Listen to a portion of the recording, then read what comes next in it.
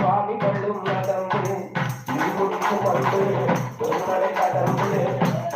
மலை நோக்கி சுவாமிகளும் நடந்து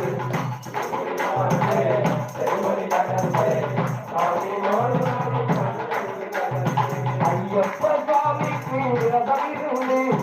6 வார பூஜைக்கு வரணும் தொடர்ந்து ஐயப்ப சுவாமிக்கு விரதமிருந்து 6 வார பூஜைக்கு